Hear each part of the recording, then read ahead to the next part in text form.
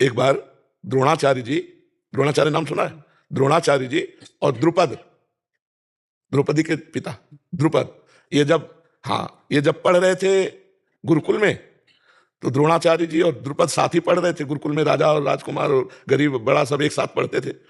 तो उन्होंने कहा, सुनो हमारे पिता राजा हैं। द्रुपद ने कहा, और फिर आगे चलकर मैं राजा बनूंगा, जब मैं राजा बनूंगा ना, तो तुम्हारे पिता क्या है? तो उन्होंने कहा, हमारे पिता तो ऋषि हैं, मैं तो अकिंचन ऋषि का पुत्र हूं, तो ऋषि रहूंगा। तो बोले, जब तुम्हें आवश्यकता हो तो मेरे पास आ जाना। तो उनका दोस्त हो, मित्र हो, ऐसा कहना उचित है, लेकिन क्या तुम याद रखोगे उस समय? तुमका अवश्य अवश्य। तो जब कृपी के साथ विवाह हुआ द्रोणाचार्य जी का और अश्वत्थामा प्रकट हुआ, तब उनको आवश्यकता लगी कि पुत्र की सेवा के लिए, जैसे गऊ है, थोड़ा धन है, ऐश्वर्य है, तो पहले ऋषियों के पास तो कंदमूल फल जंगल में रहना, और धनुर्विद्या के पारंगत प्रवीण द्रोणाचार्य जी थे। तो ये द्रुपद के यहाँ गए, तो द्रुपद से सूचना हुई, नए राजा बने थे, सूचना, उनके पिताजी पधार गए, तो सूचना हुई कि कोई ऋषि आया है। तो उन्होंने कहा कि क्या याचना कर रहा है?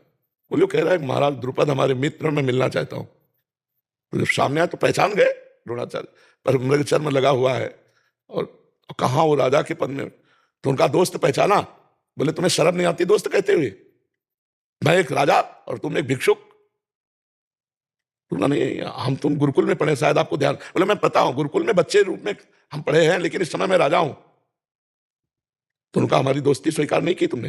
बोले, दोस्ती हो ही नहीं सकती, एक निर्धन गरीब से और एक राजा से दोस्ती कैसे हो सकती? तो उनका, मैं ऐसा निर्धन नहीं हूं, मैं धनुर्विद्या का सबसे बड़ा धनी हूं, और यही प्रश्न तुमसे करूंगा। फिर पांडवों को शिक्षा दी धनुर्वेद की, और गुरुदक्षिणा मांगा कि द्रुपद को बंदी बना के लाओ। तो अर्जुन ने द्रुपद को बंदी बना के चरणों में डाला, कहा, दोस्त आप स्वीकार करते हो? क्योंकि तुम चरणों में पड़े हो हमारे, और पूरा द्रुपद राज्य मेरे अधीन है, क्योंकि जो विजयी हो वही राजा।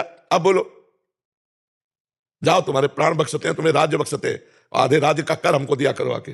तभी उन्होंने द्रोणाचार्य के मारने के लिए यज्ञ से दृष्टद्युम्न को प्रकट किया था। तो स्वार्थ की पूर्ति होने पर भूल जाता है व्यक्ति कि हम इसके दोस्त हैं या हमारा क्या संबंध है। ये स्वार्थ बहुत मलिनता बुद्धि में पैदा करता है, और ये बिना भगवान के भजन के नहीं जाता है। जब तक भगवान का भजन नहीं होगा, तब तक ये स्वार्थ नहीं मिटने वाला।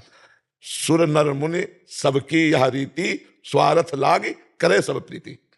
और स्वार्थ रहित जग जुग उपकारी, तुम तुम्हार सेवक असुरारी। बोले, स्वार्थ रहित दो ही है, हे भगवान आप और भगवान आपके प्रेमी भक्तजन। नहीं तो सारा जगत स्वार्थ परवश है। स्वार्थ बना तो राधे राधे बोलेगा, स्वार्थ बन नहीं बना तो तुमसे बात भी नहीं करेगा, वो सर झुका के निकल जाएगा। ऐसा संसार का स्वरूप ही है। कब तक चलता रहेगा ये समय चक्र? अनादि अनंत। उस जमाने में तो आदमी 2-2, 300-300 साल चलते थे, आज तो 50-60 साल का जीवन होता है। अभी और आएगा, 20-25 साल में तो ढनक जाएंगे। मौका ही नहीं मिलता। उस टाइम तो बदला ले लेते थे। अभी बदला की तो बात चले नहीं, अर्जुन उसको पकड़ लाया राजा को, आज तो मौका ही नहीं मिलता किसी। नहीं, अब 80 साल की आयु तो लगभग है ही है। अब ऐसे आचरण गंदे होते जा रहे हैं कि अपनी आयु, अब 13-14 साल का लड़का हस्तमय तुम करेगा, 18-20 के बच्चे ये गर्लफ्रेंड बॉयफ्रेंड व्यभिचार करेंगे, ये समर्थ होंगे जाके? नई फसल है, गलेथ पे गेहूं की है, गलेथ समझते हो ना, और फसल काट ले तो क्या हाथ लगेगा तुम्हारे? कुछ नहीं। तो नए बच्चे हैं, अब इनको चाहिए कि 20-25 तक ब्रह्मचारी रहे, फिर गृहस्थ में जाए तो ये सफल गृहस्थ बनेंगे। अब 20-25 तक एकदम खोखला हो चुके, जैसे घुन लकड़ी में लग जाए, अब उनका जीवन क्या है? तो पहले इतनी गंदी बातें तो नहीं थी। आज के 50 वर्ष गर्लफ्रेंड बॉयफ्रेंड ये तो नहीं। आपके जमाने में थे क्या गर्लफ्रेंड बॉयफ्रेंड?